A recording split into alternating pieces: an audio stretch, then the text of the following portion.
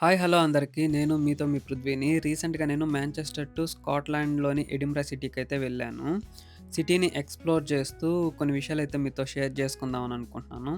ఫస్టొచ్చి ఈ street photographer అనమాట. ఇది కొంచెం ఇంట్రెస్టింగ్ అనిపించింది. మన ఫోటోస్‌ని పాతకాలం న్యూస్ పేపర్‌ల మీద ప్రింట్ చేసైతే మనకిస్తాడనమాట. డొనేషన్స్ కింద ఇతను యాక్సెప్ట్ చేస్తున్నాడు. నేనొక 10 పౌండ్స్ అయితే ఇచ్చాను. కొంచెం ఇంట్రెస్టింగ్ అనిపించింది. ఆ తర్వాత ఈ గుడ్లగూబ చూసారా? నేనైతే ఇండియాలో ఎప్పుడు చూడలేదండి. చిన్నప్పుడు నైట్ టైమ్ పనుకునేటప్పుడు సౌండ్స్ అయితే నాకొచ్చేటివి. నేనప్పుడు కొంచెం భయపడేవాడిని చిన్నప్పుడు. ఇతను 8 పౌండ్ అయితే చార్జ్ చేశాడనమాట. ఈ తెల్లవాళ్ళు మన కల్చర్‌ని బాగా ఎక్స్‌ప్లోర్ చేస్తున్నారండి.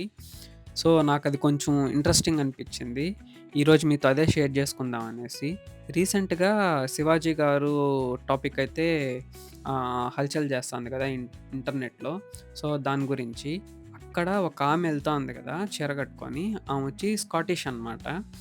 ఆమెని అంటే పోయి అడుగుదాము ఈ చీర కట్టుకోవడానికి మెయిన్ రీజన్ ఏంటి అని అడుగుదామనేసి ఆమె దగ్గరికి వెళ్ళాలనుకునే టైంకి ఆమె ఎళ్ళిపోతుందనమాట. ఇది గ్లాస్గోలో జరిగింది. ఇప్పుడు మీరు షాక్ అయ్యుంటారు. అది ఆమె కాదు ఆయన. ఒక మగ అతను చీర కట్టుకోవడం ఇంట్రెస్టింగ్ గదండీ! నేను గ్లాస్గో బస్ స్టేషన్‌లో కూర్చొని అడిగాననమాట. ఈ చీర కట్టుకోవడానికి మెయిన్ రీజన్ ఏంటనంటే మీరు రికార్డ్ చేయనంటే నేను మీకు ఫ్యాక్ట్ చెప్తాననేసి.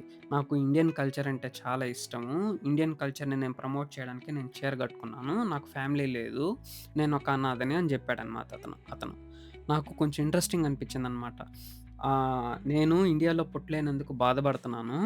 సో, నువ్వు ఇండియన్ అయితే you have to be proud అని చెప్పాడనమాట.